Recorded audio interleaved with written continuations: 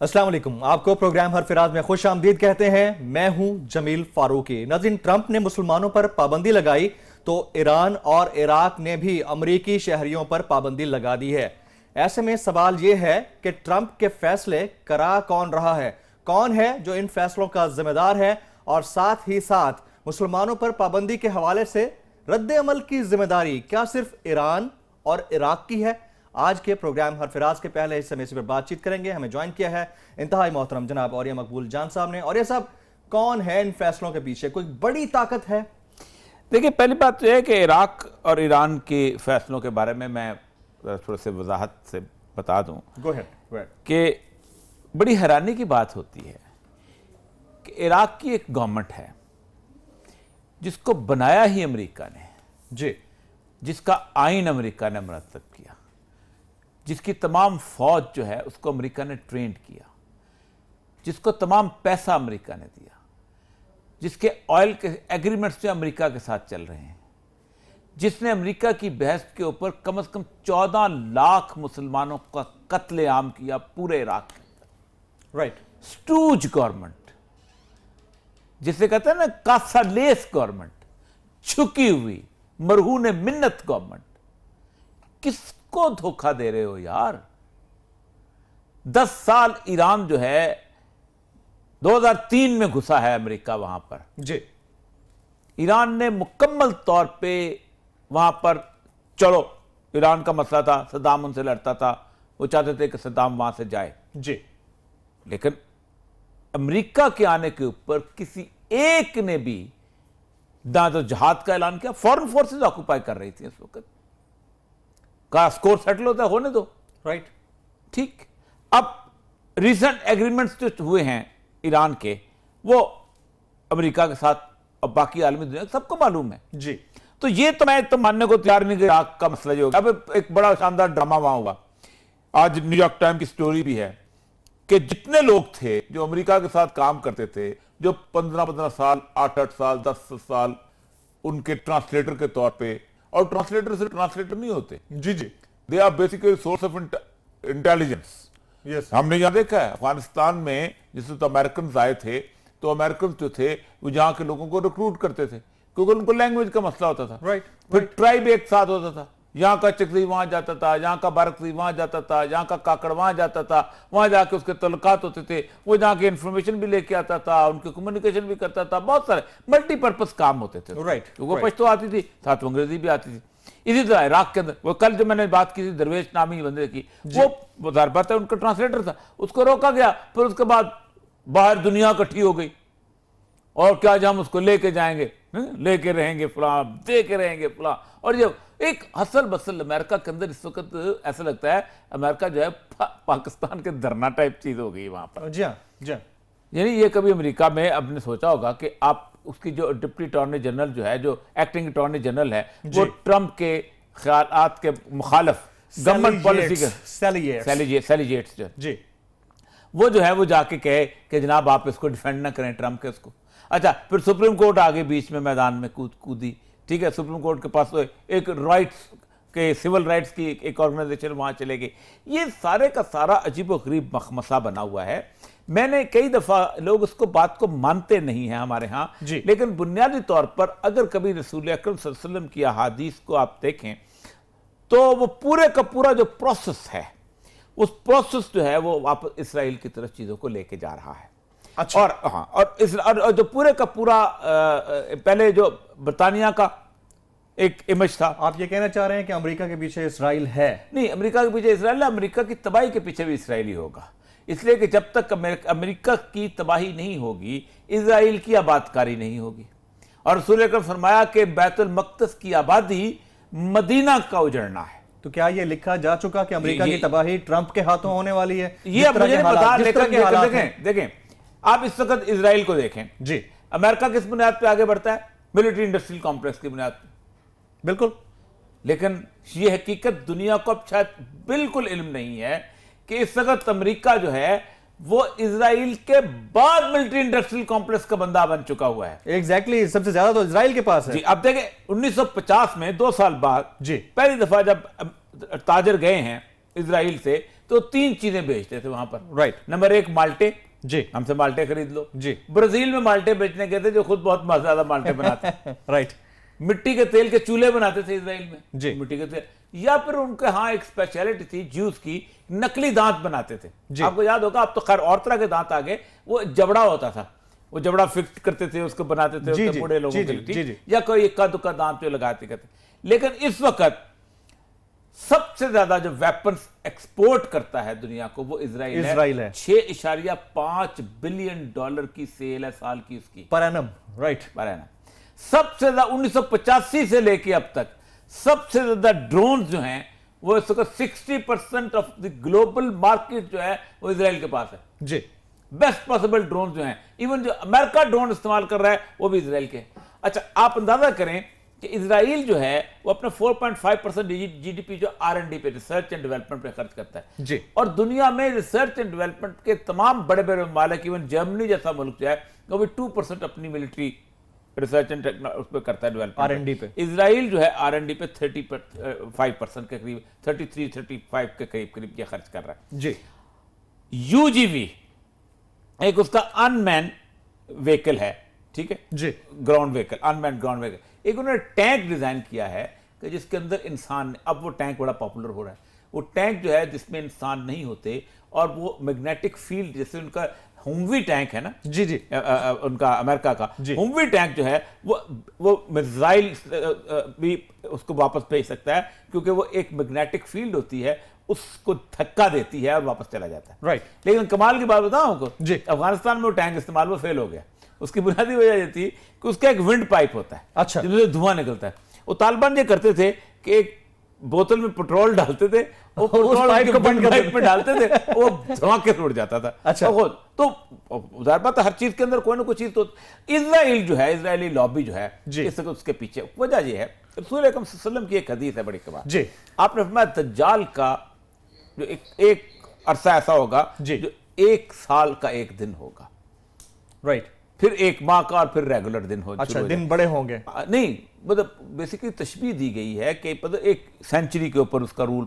अब ये जो बरतानिया का इक़्तिदार था, जो बहुत बड़ा इक़्तिदार था, इस इक़्तिदार के अंदर वो बेसिकली वो जो मॉडर्न वेस्टर्न सिविलाइजेशन जिस दज्जाली निज़ाम का खासा था, उस पर हुक्मरानी हुई है, जिसे हम कह सकते हैं ब्रिटानिका जो है रूल करता था। तो ऑस्ट्रेलिया से लेकर कनाडा तक दूसरा दौर उसका आया है जी। अमेरिका है। अमेरिका जो है उसका 200 साल का इक़्तिदार है, बड़ा छोटा सा मुख्तसर सा इक़्तिदार है, ठीक है। अब ये है, अब देखें, मैं अभी हम इंशाल्लाह करेंगे ये जो क्रिप्टो अपना करेंसी है, जी जी, डिजिटल करेंसी है, इसके ऊपर जो उनका इख्तियार आ गया। अब ये है कि अब वो इस सारी ताकत को वापस ले जाना चाहते हैं, इजराइल शिफ्ट करना चाहते हैं। मिलिट्री इंडस्ट्रियल कॉम्प्लेक्स आना हो गया, जी हाँ। बैंकिंग हेडक्वार्टर जाने हैं बस। अब बैंकिंग हेडक्वार्टर कब जा सकते हैं? अब इस वक्त आप देखें, दुनिया की तमाम जितनी भी इंटरनेट के साथ रिलेटेड चीजें हैं, वो गूगल है या माइक्रोसॉफ्ट है, उन्होंने सब ने कहा ट्रम्प साहब खुदा हाफिज। और ये सब अगर इजराइल अमेरिका के पीछे है, और हकायक भी यही है कि वो पीछे है, तो इजराइल पाकिस्तान का वर्स्ट दुश्मन है, पूरी दुनिया को पता है। अमेरिका तो ऐसी सूरत में पाकिस्तान क्या कर रहा है? तमाम मुसलमानों के मामले में रद्द-ए-अमल देने की जिम्मेदारी अगर ईरान और इराक की है, तो वेयर पाकिस्तान स्टैंड्स? पहली बात यह है कि पाकिस्तान जो है ना, खैर इराक ने तो ईरान पर पाबंदी लगी है, पाकिस्तान पे जब पाबंदी लगेगी तो उन्होंने और नीचे गिर जाना। सर हम तो यूएस एड का इंतजार कर रहे हैं, हमारे यहाँ तो मामला दूसरे हैं। नहीं, खैर यूएस एड तो खैर उन्होंने फेडरल गवर्नमेंट ने ली है, उन्होंने फाटा के इलाके में, फाटा इलाका फेडरल गवर्नमेंट के अंदर आता है, और $10 मिलियन उन्होंने दिए है। यूएस एड तो है। देखिए, पाकिस्तान के अंदर अमेरिका ने अपने पंजे बहुत मजबूत किए हैं एक बहुत बड़ी लड़ाई के लिए। जी, दुनिया में सबसे बड़ी अमेरिकन एस्टैब्लिशमेंट जो है वो पाकिस्तान के अंदर है। अमेरिकन एम्बेसी जो है जी, वो बैरूत के बाद पाकिस्तान में, हाँ, बैरूत को ट्रक से उड़ाया था, आपको याद होगा। जी जी, बिल्कुल याद। और बिल्कुल आपको पता है कि CIA के सबसे ज्यादा बंदे जो हैं वो 2 जगह मारे गए हैं। एक जगह मारे गए थे वहां पर जब वो ट्रक से उड़ा था, साथ को it was headquarter of the CIA, right. और दूसरी दफा मारे गए हैं जब वो हकीमुल्लाह महसूद के साथ वो जो जॉर्डेनियन आया था ना, जी जी, हकीमुल्लाह महसूद को इसी ड्रोन से उड़ाया उन्होंने, राइट। वो 13 बंदे वो CIA के मारे गए। अब CIA के अंदर घुसे ना अगर, तो CIA की एक वॉल है बहुत बड़ी जी, उस वॉल के ऊपर सितारे लगे हुए। वॉल ऑफ फेम की बात कर रहे हैं? नहीं, हाँ, नहीं, नहीं, वो कहते हैं हमारे कॉज के अंदर जो मार्टायर्स हो गए, जी जी, ठीक, सितारे लगे हुए। सितारे तकरीबन 90 लोगों के ऊपर हैं। नीचे एक किताब रखी हुई है, आप सितारे का नंबर पढ़ेंगे और नाम पढ़ेंगे, नीचे उसका बताया जाएगा। 35 सितारे ऐसे हैं जो गुमनाम हैं, यानी ऐसे बंदे जो सीआईए के लिए काम करते थे, लेकिन अभी तक सीआईए उनका नाम डिस्क्लोज नहीं करती क्योंकि हालात खराब हो सकते हैं। ठीक है, अच्छा। तो सबसे ज्यादा बंदे जो हैं वो बैरूत में मरे थे, उसके बाद अफगानिस्तान में मरे थे जी। अब ये मुझे नहीं पता कि सीआईए हेडक्वार्टर यहां पर है कि नहीं है, लेकिन एस्टैब्लिशमेंट उतनी ही बड़ी जो है पाकिस्तान के अंदर एस्टैब्लिश हो चुकी हुई है। अब अगर कल को यहां पर हमारे यहां आता है ये जो जैसे सीपैक कहते हैं या रशियन लॉबी का इन्फ्लुएंस आता है, तो अमेरिकन जो हैं इंडिया के साथ मिलके, इजराइल के साथ मिलके पाकिस्तान के अंदर एक गेम जरूर चलेंगे और पाकिस्तानी क़यादत को बिल्कुल इसका इदराक नहीं है। पाकिस्तान के एस्टैब्लिशमेंट को थोड़ा बहुत है। और ये सब ये मामला तो अपनी जगह पर हैं। ये बता दीजिए, क्या अमेरिका के पास ये अथॉरिटी है कि उठा के लोगों को एयरलाइन से उतरवाता फिरे? नहीं, वो तमाम मुसलमान जो है उसके बेचारे परेशान हैं, उससे खुद कर रहे, एयरलाइन वाले खुद कर रहे हैं। उसकी वजह यह है कि आप देखें ना, आपने एक टिकट लिया अमेरिका का, ठीक है, अमेरिका आपको वापस रिपोर्ट कर रहा है, तो बेचारे एयरलाइन वाले क्या करेंगे?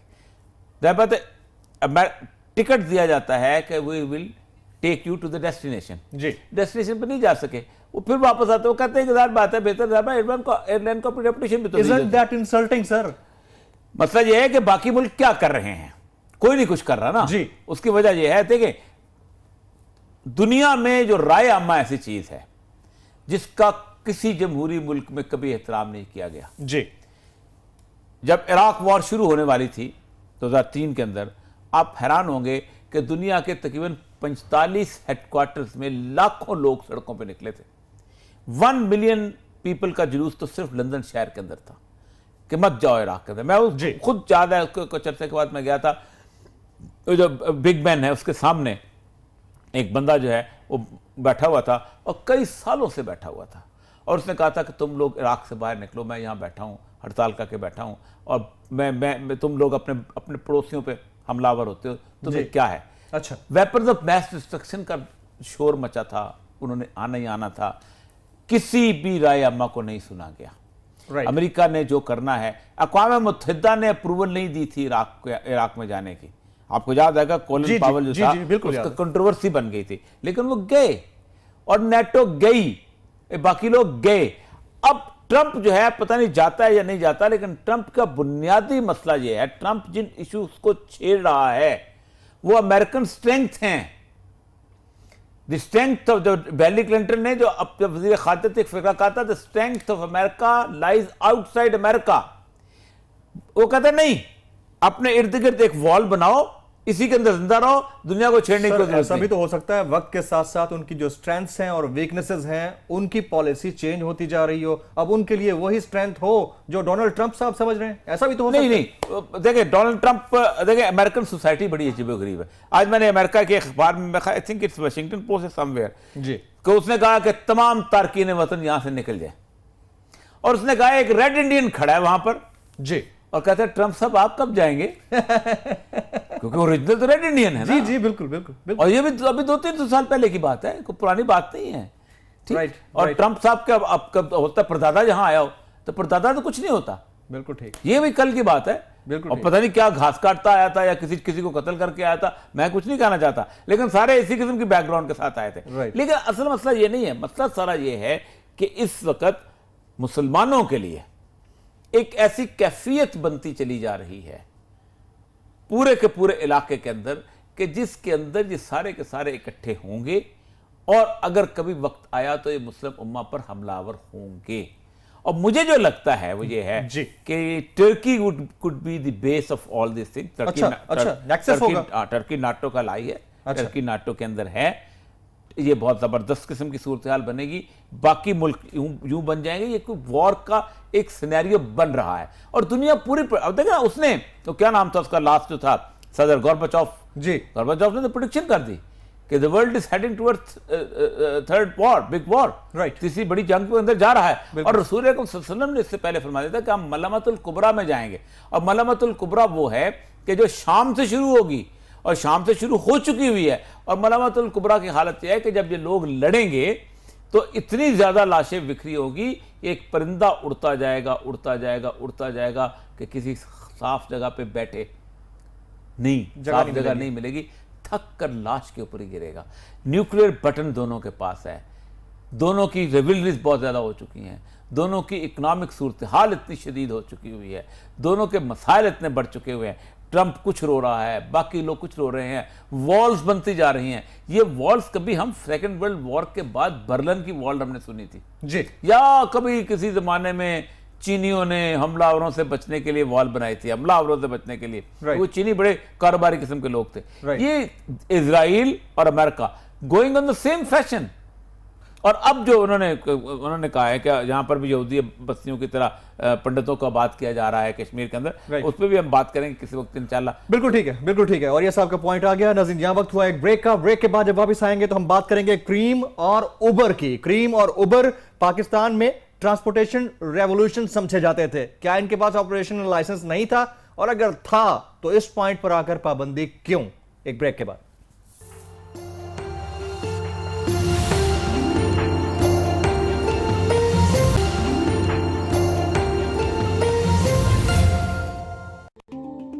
मुसलमान रियाजीदान मोहम्मद मूसा अल ख्वारज़मी ने कायनात के निज़ाम हयात में एक्सपोनेंशियल ग्रोथ का असूल दरियाफ्त किया।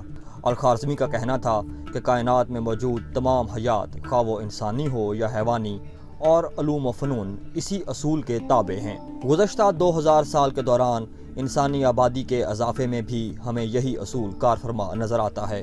पाकिस्तान की ही मिसाल लीजिए। 1950 में पाकिस्तान की कुल आबादी तकरीबन 4 करोड़ अफराद पर मुश्तमिल थी, और महज 65 साल में पाकिस्तान की आबादी में 5 गुना इजाफा हुआ। आज पाकिस्तानी कौम 20 करोड़ नफूस पर मुश्तमिल है।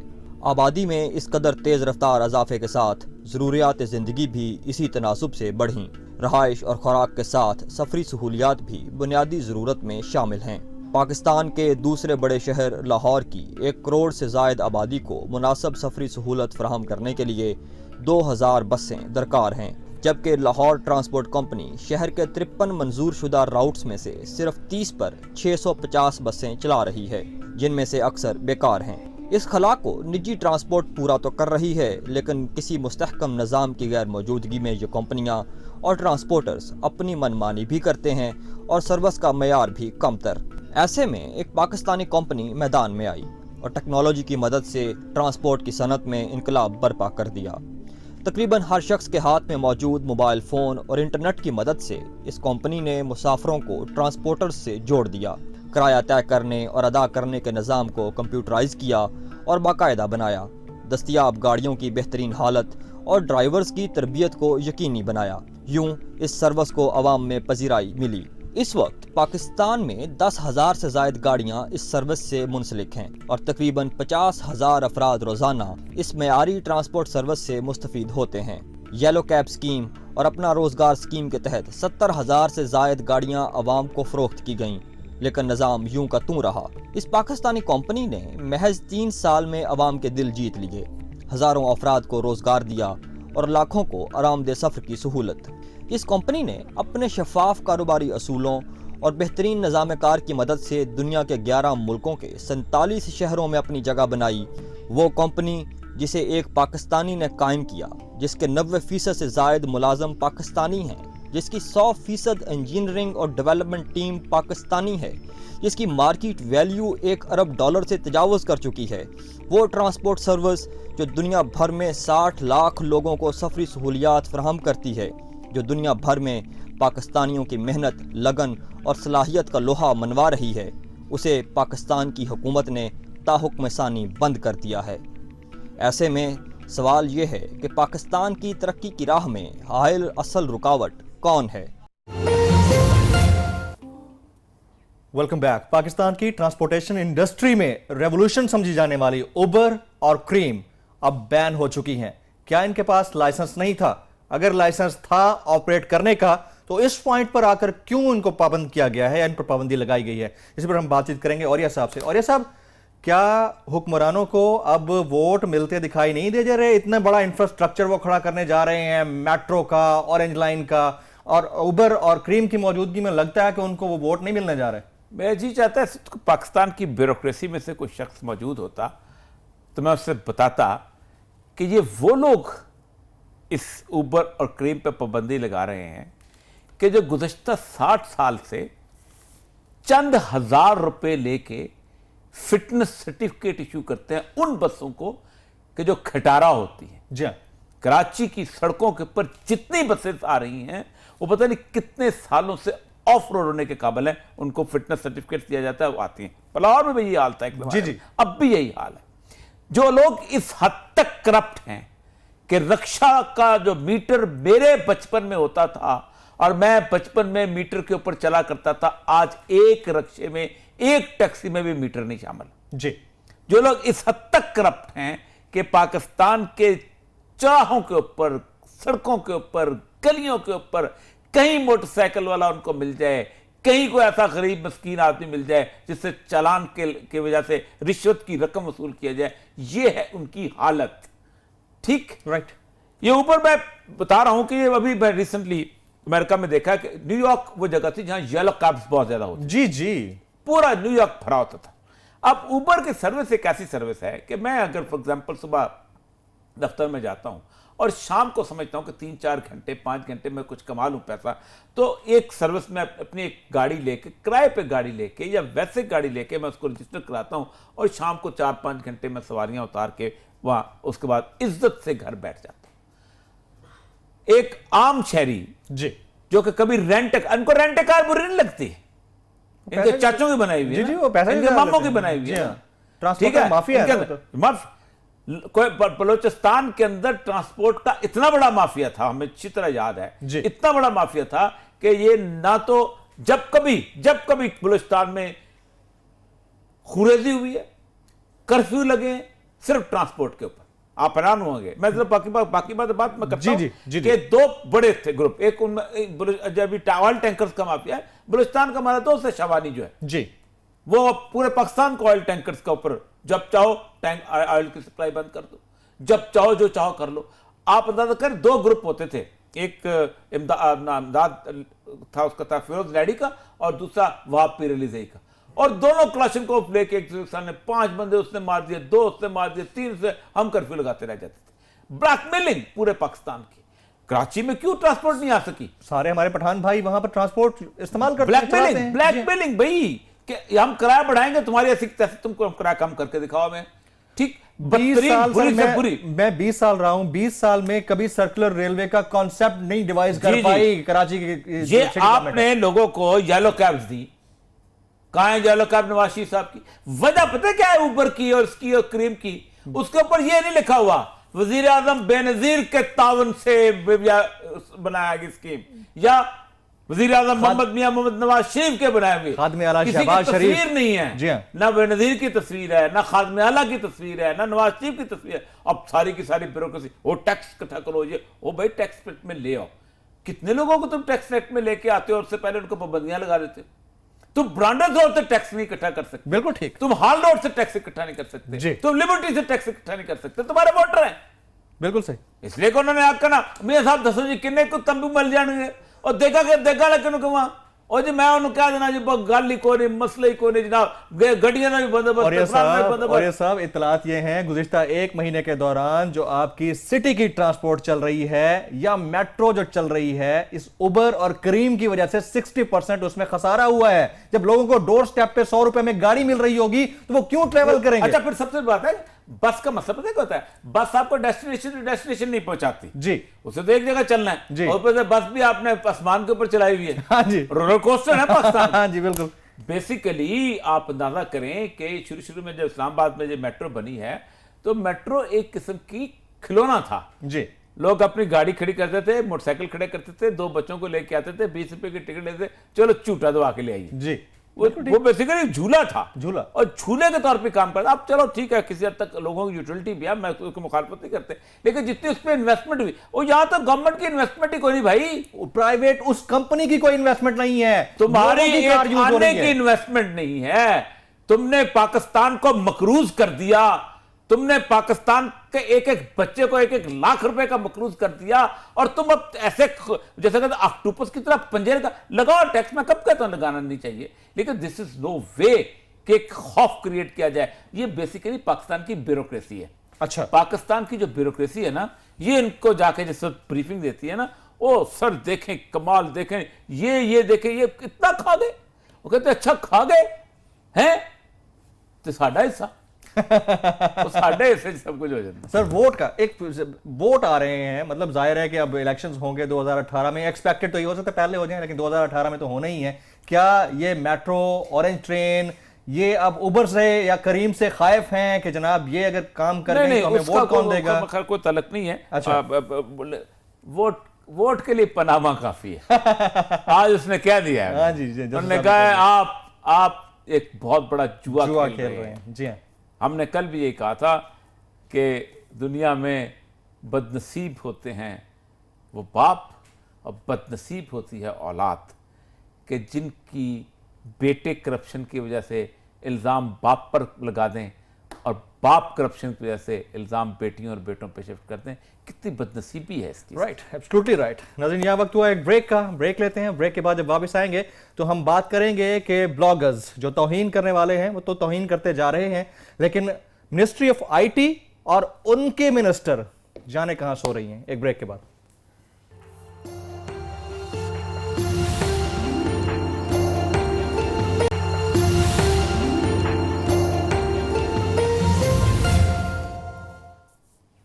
Welcome back. नाज़रीन, प्रोग्राम के तीसरे हिस्से में आपकी लाइव कॉल्स ली जाती हैं। हमारे नंबर स्क्रीन पर फ्लैश कर रहे हैं। आज के मौजू पर ही बात कीजिएगा। नेशनल इंटरनेशनल दोनों इश्यूज आज के मौजू में डिस्कस किए गए हैं आज के प्रोग्राम में।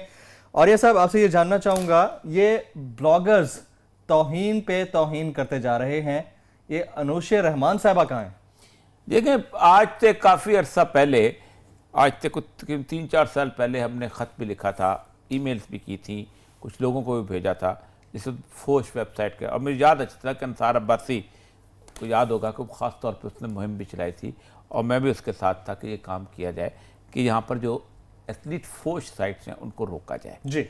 उसके ऊपर वैसे मुझे to give a devil's due, मुझे मलिक रियाज को एक्नॉलेज करना पड़ेगा कि उसने कहा था कोई जो मशीन आती है उसके सारे पैसे मैं दे देता हूँ, और फिर उसने बड़ा उसमें काम किया कि इसको रोकने के लिए। लेकिन उस वक्त भी अनूशा रहमान साहबा जो थी उन्होंने कोई ख़ास इसमें एफर्ट नहीं की थी। ये ख़ास तौर पे उनको कहा गया था कि आप ये करें। आईटी की मिनिस्ट्री की एक रिस्पॉन्सिबिलिटी, अब तो लॉ आ गया ना। जी जी। हालत ये है कि 3-4 दिन से हम ट्राई कर रहे हैं कि मोहतरमा को लाइन पे लिया जाए टीवी के ऊपर। जी। 0303-400 कुछ नंबर मैं नहीं बताना चाहता, आगे 00000 जो भी काफी मजेदार सा नंबर, अच्छा सा। जी जी जी जी। इनको पहले आज उनके पीए से भी मेरी बात हुई जी। मैंने कहा बताइए कहाँ है। उन्होंने कहा जो वजीर आजम होते, मैंने कहा नंबर बंद है। मैंने कहा बात करा दें। ओ भाई, ब्लॉगर्स जो हैं, ये मेरे सामने मोची खुला हुआ है जी, अभी चल रहा है, अभी चल रहा है। It's working. बैसा खुला है, अभी चल रहा है। फलां खुला है, अभी चल रहा है। तौहीन रसालत हो रही है, तौहीन मजहब हो रही है, अल्लाह उसके रसूल का मजाक उड़ाया जा रहा है।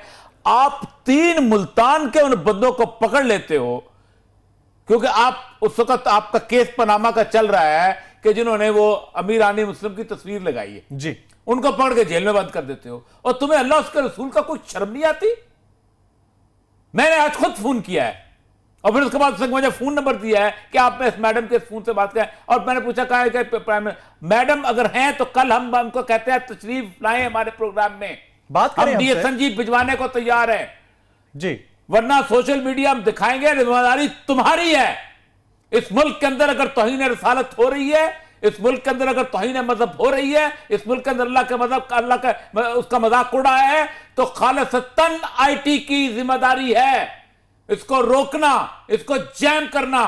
कौन कौन सी साइट तुम जैम करते हो जो तुम्हारे खिलाफ बोलती हैं, मैं बता दूंगा। जहां आपके किसी उसकी, और मसला सारा यह है कि तुम जाकर सुबह सवेरे तो उठते हो, मुंह धोकर तुम जाकर खड़े हो जाते हो कि आज तुमने मियां मोहम्मद नवाज शरीफ को डिफेंड कैसे करना है। वजीर आजम को डिफेंड नहीं करते। पनामा केस वजीर आजम पाकिस्तान के खिलाफ नहीं है जी, मियां मोहम्मद शरीफ, मियां मोहम्मद नवाज शरीफ, मियां शहबाज शरीफ, मसलन नवाज, हुसैन नवाज, मरीम नवाज के खिलाफ है। ये पांचों छठे लोग जो हैं ये इंडिविजुअल्स हैं, ये आम कारोबारी लोग हैं। ये अगर वजीर आजम ना होते तो इनको इतने लोग ना मिलते उनको डिफेंड करने वाले, जो सुबह सुबह उठ के। और ये जो कुछ तौहीन रसालत हो रही है, जो तौहीन मजहब हो रही है, और जिसके ऊपर ब्लॉगर्स पकड़े गए हैं, और बराबर ब्लॉगर्स शोर मचा हुआ था इस मुल्क के अंदर कि ब्लॉगर्स पकड़े गए, तो ISPR ने कहा कि हमारा कोई ताल्लुक नहीं है, बिल्कुल कह दिया। तो आज आ जाए मैदान में, बताएं ना, मैं आप कौन बताता क्यों नहीं। समाजदार साहब आए, तशरीफ लाए, बताएं, बात करें। वकास आए, आसिम सईद आए, बताएं। इल्जाम लगा रहे थे हर बंदा जो उठता है, जिसको जरा सी एक इंटरनेट पे टाइप करना आता है, वो एजेंसीज और पता नहीं क्या एस्टेब्लिशमेंट, 4 लफ्ज है ना, 3-4 लफ्ज। जी, वो सीख के ब्लॉगर बन जाते हैं। ब्लॉगर होते हैं, लिखने वाले होते हैं यार जी। ये ब्लॉगर्स भी नहीं है, इनमें कोई एक भी ब्लॉगर नहीं था। फिर उसका कहा micro bloggers, Facebook status update करने वाले। जी जी, तो ये है असल मसला। अनुषे को हमारे प्रोड्यूसर ने भी कॉल की थी सर कि आप अपनी हमारा प्रोग्राम हाजिर है, कल का प्रोग्राम भी हाजिर है, वरना हम एक लिस्ट तय करेंगे कि जो लिस्ट जो है इस वक्त वो उनकी जो है बताएंगे लोगों को कि जो इस वक्त का ऑन एयर चलाएंगे। और ये जिम्मेदारी IT डिपार्टमेंट की है इसको ब्लॉक करना। एक ब्लॉक हो, दूसरी निकलेगी, तुम फिर ब्लॉक करो, वो ब्लॉक हो फिर ब्लॉक करो। बैठे किस लिए हो तुम? इस मुल्क के अवाम का जो कि रसूलुल्लाह सल्लल्लाहु अलैहि वसल्लम से इश्क करते हैं, जो सैयदुल अंबिया सल्लल्लाहु अलैहि वसल्लम पे जान देने को तैयार हैं, जो अल्लाह के नाम पर कट बनने को तैयार हैं, इस मुल्क के टैक्स का पैसा खाकर तुम वजीर बने हुए हो। Absolutely right. लाइव कॉल्स हम लेना शुरू कर रहे हैं जनाब, हमारे नंबर स्क्रीन पर फ्लैश कर रहे हैं। पहले कॉलर को शामिल करते हैं। अस्सलाम वालेकुम। वालेकुम सलाम जी, कौन साहब कहां से? सर मैं हसन बात कर रहा हूँ सरगोदा से। जी हसन साहब, क्या कहेंगे? सर यूबर और क्रीम के बारे में बात करना चाह रहा था कि जी बोलें। पंजाब गवर्नमेंट ने जी, तो क्या सर इसके पीछे कोई ट्रांसपोर्ट माफी है जिसकी वजह से उनको प्रॉब्लम हो रहा है? और इसके पीछे एक और भी वजह जो मैं पूछना चाह रहा हूँ कि हमारे रेलवे को भी ये अपग्रेड नहीं करने दिया जाता, हमें उसको उसके पीछे बहुत बड़ा माफिया है की जा रही है, उसके पीछे बहुत बड़ा उसके पीछे क्या ट्रांसपोर्ट माफिया है? और दूसरे नंबर पे जो अभी सर बात कर रहे थे कि IT डिपार्टमेंट से रिलेटेड जी ब्लॉगर्स के इनके पेजेस को ब्लॉक किया जाए, सर हमारे पास इनके बकौल कि हमारे पास वैसी टेक्नोलॉजी ही नहीं है कि हम किसी को ब्लॉक कर सके। हमें तो ये मैं आपको लिस्ट बता सकता हूँ, मैं इसको लिस्ट बता सकता हूँ इस वक्त जो ब्लॉक हुए पेजेस है। पोर्न साइट ब्लॉक हुआ पाकिस्तान के, उसके बारे काफी सारी साइटें ब्लॉक हुई हैं। बलोचों के पेपर्स ब्लॉक करने की कोशिश की गई है, पेपर ब्लॉक करने की कोशिश की, छोड़ दे रहने दे। प्रॉक्सी जिस मुल्क के अंदर पता नहीं कितने साल यूट्यूब ब्लॉक रही हो, जी हाँ, वो फेसबुक पेज ब्लॉक नहीं कर सकते। बिल्कुल सही। अच्छा जी, एक और कॉलर को लेते हैं जी। अस्सलाम वालेकुम, कौन कहां से? जी अस्सलाम वालेकुम। वालेकुम अस्सलाम। कौन साहब सर? जनाब क्या हाल है जनाब? खैरियत है? जी फर्स्ट क्लास। कौन सा बात कर रहे हैं? लाहौर से। अच्छा जनाब, क्या कहना चाहेंगे? बोलिए जनाब। तारिक साहब। अस्सलाम वालेकुम। साहब जी फरमाइए, बात करें। क्या हाल है जनाब? ठीक है। ठीक है। आपके तबसरे तो सुनते रहते हैं कि अमेरिका ने जो हमारे साथ करने लगा है, इसका क्या हाल होगा? इसका हाल जो ही होगा जो अपना इस तरह के दोस्तों के साथ होता है, जब ऐसे लोगों से यारी लगाई जाती है तो यही नतीजा निकलता है, और क्या निकलना है। हाँ जी, हमने तो इसके लिए जान माल सब कुछ बर्बाद किया है। देखिए मेरे आपका तो सारा कुछ यही है, बर्बाद उन्होंने किया है जिनका सब कुछ अमेरिका और यूरोप में है। Thank you very much. Tariq साहब आप कॉल कर रहे थे, बहुत शुक्रिया आपका। और ये साहब पब्लिक अनॉयड बहुत है, खासतौर पर ट्रंप की पॉलिसीज से और पाकिस्तान के रद्द-ए-अमल ना देने से। क्या पाकिस्तान को भी फोरफ्रंट पे आकर मुसलमानों के हवाले से जान से गई और खाने वाले को मजा ना आया, वो इस तरह का मुहावरा है जी। ठीक है, हम तो जान से गए हैं ना। आप देखें 1950 से हम अमेरिका के साथ लगे हुए हैं, उसकी दुम के साथ बंधे हुए हैं। हमने सीटो और सेंटो किया जी, और जिस वक्त 65 की वॉर आई तो उन्होंने हमारा आर्मी सप्लाई बंद कर दी, फिर भी हम उनके पीछे घुसे रहे। हमने कहा नहीं, हम तो तुम्हारे पीछे भाईजान, जो मर्जी करो, बेवफाई करो, हम तो आशिक हैं तुम्हारे नाम के। ठीक है, राइट, हाँ बिल्कुल ठीक। तो हम तो आशिक हैं तुम्हारे नाम के, ये वाली कैफियत। एक और कॉलर को शामिल करते हैं। अस्सलाम वालेकुम जी। जी वालेकुम अस्सलाम। कौन साहब, कहां से? जी सर नबील अर्ज कर रहा हूँ मुल्तान से। जी नबील साहब कहिए, क्या कहेंगे? सर ऐसा है कि सबसे पहले तो अल्लाह ताला आपको और आपकी टीम को खैर कसीर अता फरमाए। Thank you, thank you. शुक्रिया, आमीन। दूसरी बात सर ये कि एक तरफ तो नामालूम ब्लॉगर जो हैं वो आज़ादी से तौहीन रिसालत कर रहे हैं और दूसरी तरफ हाफिज सईद जो जिनका मकसद अच्छा है उनको नजरबंद किया जा रहा है। आखिर हमारी हुकूमत, सवाल ये है कि आखिर हमारी हुकूमत कब तक खुद को यूएस डॉलर्स के इवज बेचती रहेगी? वैलिड पॉइंट, बस पॉइंट आ गया आपका, बहुत शुक्रिया जनाब। शेख सादी रहमतुल्लाह अलैह एक दफा एक जगह गुजरे शहर में से, तो वहां बर्फ पड़ी हुई थी बहुत ज्यादा जी। तो उनके पीछे कुत्ते जो हैं वो पड़ गए। जब वो कुत्ते पड़े तो उन्होंने सोचा कि पत्थर उठाऊं, तो देखा पत्थर बर्फ के अंदर फंसा हुआ था, निकल ना सका था। अच्छा। तो उन्होंने एक मिसरा लिखा था जो कि मुहावरा बन गया वह ईरान का, कि संगो खिश्त मुकय्यद हैं और सग आजाद। सग आजाद, कुत्ते कि आजाद। कुत्ते आजाद हैं जी। और पत्थरों को बांध के रखा हुआ है। वाह वाह वाह। यही कैफियत है। मसला पता है क्या है? पाकिस्तान के मुशर्रफ ऑनवर्ड जो पॉलिसी बनी है ना जी, उस पॉलिसी ने पाकिस्तान के साथ जो किया है उसका खमियाजा पता नहीं कब भुगता जाएगा। मैं कल एक अहले नजर के पास बैठा था, आज मैं बताना चाह रहा था कि इस्लामाबाद जो है, अल्लाह ताला दुआ करे कि इस्लामाबाद जिस तरह के जल्जलों की जद में है वो कांप रहे थे।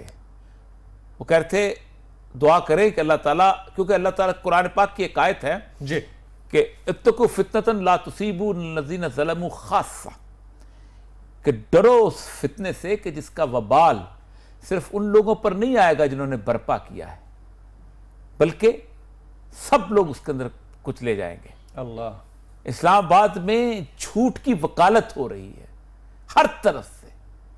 एक आता है वो अपने झूठ की वकालत करता है, दूसरा आता है अपने झूठ की वकालत करता है। झूठ एक ऐसी चीज है जिसके बारे में रसूल अकरम ने फरमाया कि मोमिन सब कुछ कर सकता है, झूठा नहीं हो सकता। फरमाया झूठ जो शख्स बोलता है उसकी बदबू इतनी ज्यादा होती है कि फरिश्ता कई फरसंग दूर भाग जाता है। झूठ की वकालत हो रही है, तैयार होके आते हैं कि हमने अपने झूठ को कैसे बेहतर करना है। वबाल है और बहुत सारे अहले नज़र ख्वाब देख रहे हैं ऐसी कैफियत के कि जिसके अंदर बिल्डिंगें जो हैं वो हिल रही हैं। Right right. अल्लाह ताला इस्लामाबाद को महफूज रखे। दुआ करें कि अल्लाह ताला, इस्तग़फ़ार करें कि अल्लाह ताला इस्लामाबाद को महफूज रखे सर, और पूरे पाकिस्तान को महफूज रखे। जुमेरात आने वाली है तो लोग जुमेरात के ऊपर देगें भी करते हैं। आपके पास देगों के हवाले से कोई वाकया था मेरे ख्याल में, आपसे you wanted to share that. चले एक और कॉलर को हम शामिल करते हैं जी। अस्सलाम वालेकुम, कौन कहां से? वालेकुम सलाम जी, फैसल लाहौर से बोल रहा हूँ। मेरा ये सवाल है उरिया जान साहब से। जी जी फरमाइए, क्या कहेंगे? जी, ये 7 साल ये सऊदीया में रहे और ये रो रो के नवाज शरीफ साहब रोजा रसूल पे रो रो के दुआएं मांगते थे, मुझे एक मरतबा वजीर आज़म बना दे, मैं ये कर दूंगा, मैं वो कर दूंगा। तो ये इन्होंने जो माल नुकरे लगाया हुआ था, क्या वो उसको और डबल करना था? अल्लाह को, अल्लाह के रसूल को तो पता तुम क्या कर रहे हो। तो ये क्या करप्शन के लिए दुआएं कर रहे थे रोजा? ठीक, समझ गया। Point taken.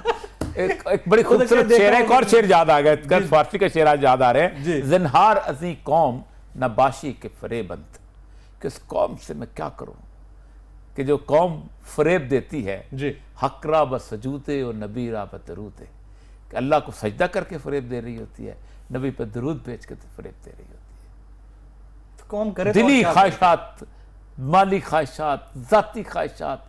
खैर इस मसले में तो मुझे जानता हूँ कुछ लोगों से उन्होंने वादे भी किए थे।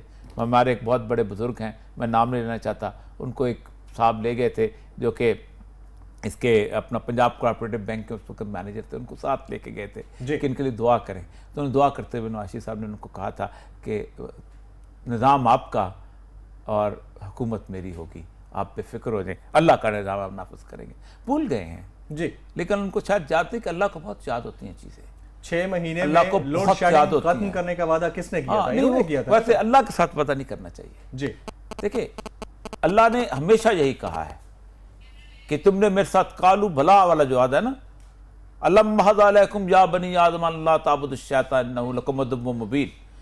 अल्लाह का तो ए बनी आदम, तुमने मेरे साथ वादा नहीं किया था तुमको शैतान की बंदगी नहीं करोगे, मेरी बंदगी करोगे। राइट। अल्लाह वादे को, जो मुफसिदीन का मामला है ना, फसाद पर बर्पा करने वाला का, उनका सिर के मिसाक जो होती है अल्लाह से किए वादे को तोड़ते हैं। राइट। हमने अल्लाह से वादा किया हुआ है कि तेरा निजाम नाफिज करेंगे, हमने उस वादे को तोड़ दिया। बिल्कुल ठीक है नाज़रीन, प्रोग्राम में फिलहाल इतना ही। अगर आप फीडबैक देना चाह रहे हैं तो फेसबुक और ट्विटर पर हमें ज्वाइन कर सकते हैं। आज के इस प्रोग्राम से जमील फारूकी और औरिया मकबूल जान को इजाजत दीजिएगा।